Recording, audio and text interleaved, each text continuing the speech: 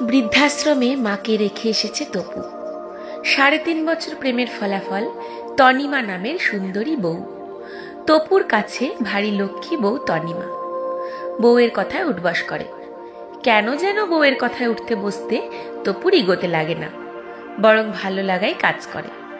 যেখানে অফিসে সে বড় অফিসার, সেখানে ঘরে তার অফিসার বউ। বাবাকে হারিয়েছে বহু আগেই তপু। দুকুলে কেবল বৃদ্ধা মাই আছেন, ঘরের লক্ষ্মী বউ। সেই লক্ষ্মীটার আগমনে শাশুড়ির বাঁধন হারা আনন্দ। বউ সংসারটাকে আগলে রাখবে, গরম পানি করে দেবে, শরীরটা মাঝে মাঝে টিপে দেবে, বিছানাটা আর নোংরা থাকবে না। 10 মাস 10 দিন গর্ভে ধারণী মায়ের এমন চাওয়াগুলো ভালোবাসার চাওয়া। এমন ভালোবাসার পাওয়াটা এতটা করুণ হবে ভাবেনি বৃদ্ধা। নতুন বউকে নিয়ে বেশ আমেজেই আছে তপু। খুবই ইচ্ছে করে ছেলের বউয়ের সাথে একটু কথা বলতে, কিন্তু পারে না, কারণ সবসময় বউয়ের মুখটা মলিন থাকে। অবশ্য খুব বেশি দিন লাগেনি বউয়ের বিরক্তির কারণটা বৃদ্ধা নিজেই এ কথাটি বুঝতে। অনাহার আর অনাদরেই কেটে গেল 5টি বছর। একদিন তপুর আকুতি মিনতি, আপনি কত কষ্ট করছেন মা, এখানে আপনার সেবা করার কেউ নেই। সুন্দর একটা পরিবেশে যদি আপনাকে রেখে আসি, সেখানে সেবা যত্ন করার মানুষ থাকবে, সময় মতো খাওয়া দাওয়া করাবে, আপনি অনেক ভালো থাকবেন সেখানে। মা অপলক চেয়ে আছে ছেলের দিকে। মনের অজান্তেই দুফোঁটা অশ্রু ঝরে পড়ল। ছেলে সে অশ্রুর কারণ বুঝতে পারেনি। বউকে খুশি রাখতে, মাথার বোঝা দূর করতে মাকে রেখে এলো সেই পরিবেশটাতেই। সেকালের ক্লাস 5 পর্যন্ত পড়া বৃদ্ধা জানেন এটাই বৃদ্ধাশ্রম। যাদের দেখাশোনা করার কেউ থাকে না, তারাই বৃদ্ধাশ্রমে থাকে। তবে কি তাকে দেখার আর আজ কেউই নেই? মাকে গাড়িতে করে নিয়ে যাচ্ছিল তখন তপু। যাওয়ার সময় নাতিটাকে বুকের সাথে জড়িয়ে বেশ কাঁদল তপুর মা। বড্ড ইচ্ছে হচ্ছিল বউটাকে একটু বলতে, নাতিটার দিকে খেয়াল রেখো, আমি তো আর থাকবো না।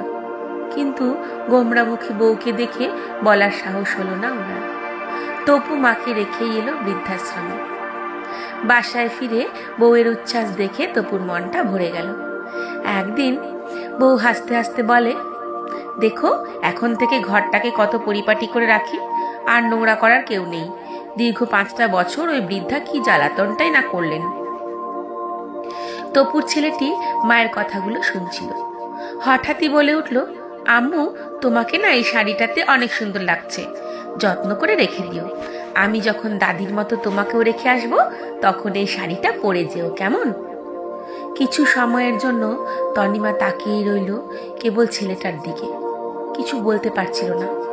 ঠিক তখনই বাবাকে বলে, তোমার পাঞ্জাবিটাও রেখে দিও বাবা, আমি যখন বিয়ে করব ওই পাঞ্জাবিটা পরিয়ে তোমায় রেখে আসবো দাদির মতো।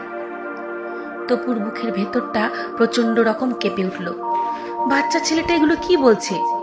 তখনই ছেলেটা বলে, জানো দাদি আমাকে বলেছিল, তোমরা তো দাদিকে দূরে রেখে আসছো, আমি যেন তোমাদের রেখে না আসি। আমি বলেছিলাম, আম্মু বলেছে আব্বু আম্মু যা করবে আমিও যেন তাই করি। তপু আর তনিমা চুপচাপ হয়ে গেল। তনিমা তপুকে আকুতি ভরা কণ্ঠে বলছে, ওগো যাও আম্মাকে নিয়ে আসো। তপু পাগলের মতো বউকে দূরে ঠেলে দিল। কাঁদতে কাঁদতে বলছে, মাগো 4টা দিন তুই দূরে, আমার ভাত হজম হচ্ছে না, আমি আসছি মা তোর পায়ে পড়তে, তোকে ফিরিয়ে আনতে। হঠাৎই ফোনটা বেজে উঠল। রিসিভ করতেই বৃদ্ধাশ্রম থেকে ফোন। গত 4 দিন কিছুই না খাওয়ায় অসুস্থ বৃদ্ধা, আপনার মা আজ সকালে মারা গেছেন। ফোনটা কান থেকে রাখার শক্তিও হারিয়ে ফেলে তপু। তনিমা শাশুড়ির আদর করে দেওয়া কানের দুলগুলো খুলে হাতে নিল, বুকের সাথে মিশিয়ে অঝরে কাঁদতে লাগলো।